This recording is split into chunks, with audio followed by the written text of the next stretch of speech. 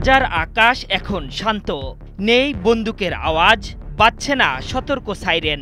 দীর্ঘ প্রতীক্ষার পর অবশেষে পবিত্র ভূমিতে শান্তি ফিরেছে। ঘরে ফিরছে জিম্মি নাগরিকরা, উচ্ছ্বাসের নগরী পরিণত হয়েছে পবিত্র ভূখণ্ড।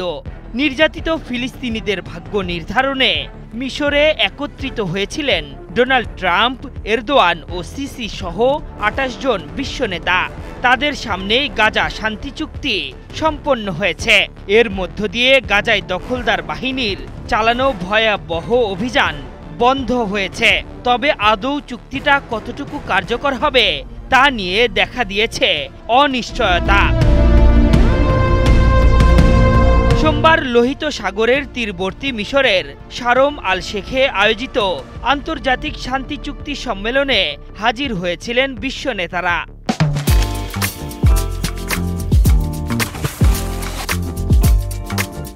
ইসরায়েলের পার্লামেন্ট নেসেটে ভাষণ শেষে মিশরে উড়াল দেন ডোনাল্ড ট্রাম্প। পরে তার উপস্থিতিতে গাজা শান্তি চুক্তি স্বাক্ষর হয়। তবে এই সম্মেলনে ছিলেন না কোনো ইসরায়েল ও প্রতিরোধ গোষ্ঠীর প্রতিনিধি। এই শান্তি চুক্তির মধ্যস্থতা করে মিশর, কাতার ও তুরস্ক। শান্তি চুক্তির কার্যকারিতা নিয়ে ডোনাল্ড ট্রাম্প জানিয়েছেন, নিশ্চিতভাবে এটা স্থায়ী হবে। এদিকে চুক্তির প্রথম ধাপেই জীবিত ২০ ইসরায়েলি জিম্মিকে ফেরত দিয়েছে গাজার প্রতিরোধ যোদ্ধারা। রেড ক্রসের মাধ্যমে তারা নিজ দেশে ফিরেছেন। অপরদিকে প্রায় ২,০০০ আটক ফিলিস্তিনিকে মুক্তি দিয়েছে দখলদার সরকার। দুই পক্ষের এমন পদক্ষেপে আশার আলো দেখছেন বিশ্ব নেতারা। তবে অনাহার ও ঘরহীন গাজাবাসীর ভাগ্যে কি আছে তা নিয়ে এখনও আলোচনা শুরু হয়নি। চাপিয়ে দেওয়া যুদ্ধে ২২ লাখেরও বেশি ফিলিস্তিনি নিজেদের মাথা গোঁজার ঠাঁই হারিয়েছেন। গাজায় দীর্ঘ ২ বছর ধরে ইসরায়েলি অভিযান থামতেই অস্ত্র হাতে প্রকাশ্যে এসেছে গাজার প্রতিরোধ যোদ্ধারা। পবিত্র ভূখণ্ডে নিরাপত্তা ও অস্থিরতা নিয়ন্ত্রণে আনতে তাদের সাময়িক সময়ের জন্য অনুমতির কথা জানিয়েছেন মার্কিন প্রেসিডেন্ট। গাজায় শান্তি ফেরাতে আন্তর্জাতিক টাস্কফোর্স গঠন করা হবে, যেখানে মার্কিন ও তুর্কি সেনারা অংশ নেবেন। মার্কিন সেনারা মূলত দখলকৃত অঞ্চলের দায়িত্বে থাকবেন, আর ফিলিস্তিনিদের রক্ষার দায়িত্বে থাকবেন এরদোয়ানের সেনারা।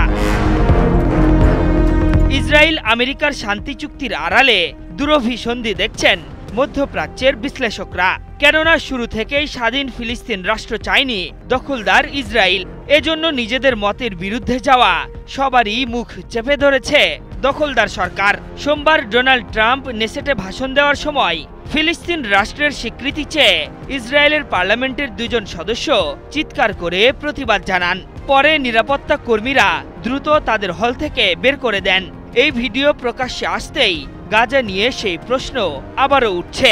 নিজেদের পরিকল্পনা বাস্তবায়ন করতে ভবিষ্যতে পবিত্র ভূখণ্ডে আরও বড় কিছু করতে পারে নেতানিয়াহুর সরকার।